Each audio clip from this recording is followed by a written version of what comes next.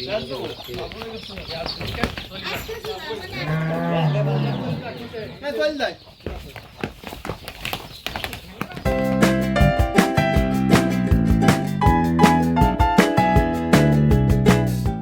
বন্ধুরা, আসসালামু আলাইকুম। কেমন আছেন সবাই? চলে এলাম নতুন একটি ভিডিও নিয়ে। আপনারা যারা রেগুলার ভিউয়ার তারা হয়তোবা দেখেছেন 2024 সালে 22 সেপ্টেম্বরে এই গরুটি কেনা হয়েছিল 1,29,000 টাকা দিয়ে।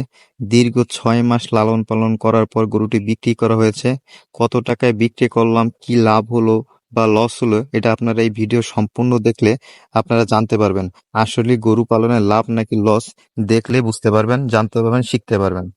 মাশাআল্লাহ, গরুটির হাইট ছিল অসাধারণ। অনেক হাইট পেয়েছিলাম গরুটি থেকে, কিন্তু গরুটির গ্রোথটা আমরা কম পেয়েছি। গরুটি কম পাওয়ার কারণে আমরা সর্বশেষ বুঝতে পেরেছি গরুটি কেনার সময় অ্যালার্জি ছিল পিঠে, কিন্তু এই অ্যালার্জির কারণে গরুটির তেমন গ্রোথ আসেনি।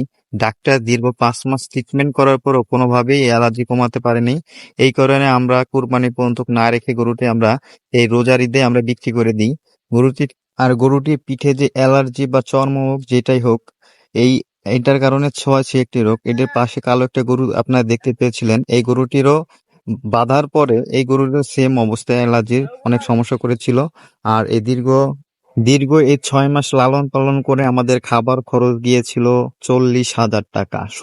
খরচ 40,000 টাকা, আর আমরা বিক্রি করেছি 1,80,000, আর কিনেছিলাম 1,29,000, কিন্তু 30,000 টাকা খরচ হয়ে গিয়েছিল। টোটালে আমাদের গরুর থেকে লাভ হয়েছে অনলি 10,000 টাকা। গরুটির যদি অ্যালার্জি সমস্যা না থাকতো, যে হাইট হয়েছিল, মার্শাল্লাহ গরুর থেকে অনেক টাকা আমরা বেনিফিট করতে পারতাম, কিন্তু ভাগ্যক্রমে এটা পারিনি। আর এই গরুটি না রাখার কারণ ছোঁয়াচে রোগের মতন, এর জন্য গরুটি বিক্রি করে দিয়েছি। আর কুরবানি ঈদে এরকম ডিফেক্ট থাকলে গরুগুলো বিক্রি করা অনেক কষ্ট হয়ে দাঁড়ায়। আশা করি সবাই বুঝতে পেরেছেন। আর গরু বের করে নিয়ে যাওয়ার সময় কেমন পাগলামি করে আপনারা দেখতে থাকুন। আসসালামু আলাইকুম।